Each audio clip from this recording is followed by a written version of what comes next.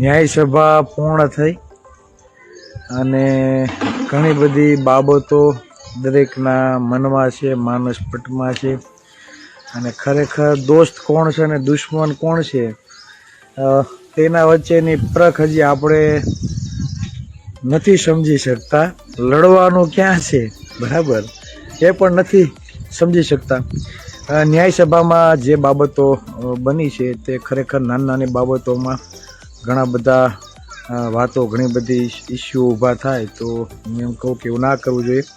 મને ઘણા મિત્રોએ વોટ્સઅપ ગ્રુપના પણ સ્ક્રીનશોટ મોકલ્યા છે કે આપણા ભાઈઓ અંદર ચર્ચાઓ કરે છે.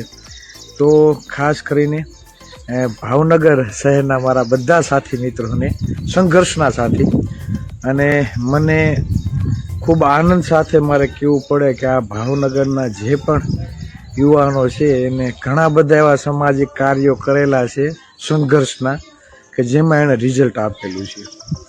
આ એ જ આગેવાનો છે, આ એ જ ચહેરાઓ છે કે જેણે સમાજ માટે કંઈક એવા સંઘર્ષ કરી અને સમાજને કંઈક ને કંઈક, કોઈને કોઈ પરિવારોને રિઝલ્ટ આપ્યું છે. તો તમારી એકતા કાયમ બનાવી રાખો, બરાબર. નાની નાની બાબતોમાં વોટ્સઅપ ગ્રુપમાં કે સોશિયલ મીડિયામાં કોમેન્ટ કરીને કાંઈ મળવાનું નથી. મને વિશ્વાસ છે કે તમે આ બધી બાબતોને ઇગ્નોર કરશો. કહેવાનો મતલબ એ કે આપણે અંદરો અંદર નાની નાની બાબતોમાં થોડો જો ઇસ્યુ કરશો તો દુશ્મનો રાજી થશે.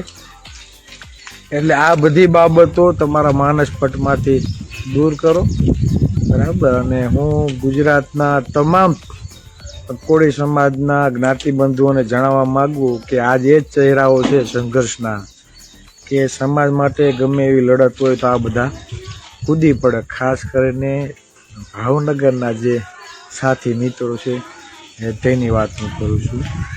તો દરેકને વિનંતી કે નાની નાની બાબતમાં તમે એટલું બધું ના કરો. દોસ્ત કોણ છે ને દુશ્મન કોણ છે તેની ફરક તમે સમજો, બરાબર. એટલે કોઈનો વારો આવ્યો ના આવ્યો, સ્ટેજ મળ્યું ન મળ્યું, બધી ગૌણ વસ્તુ છે.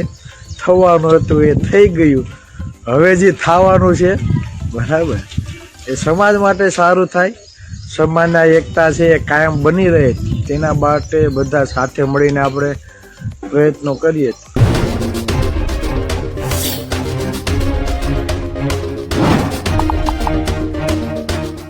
લડવાનું ક્યાં છે, બરાબર, એ પણ નથી સમજી શકતા. ન્યાય સભામાં જે બાબતો બની છે તે ખરેખર નાની નાની બાબતોમાં ઘણા બધા વાતો, ઘણી બધી ઇસ્યુ ઊભા થાય. તો હું એમ કહું કે એવું ના કરવું જોઈએ.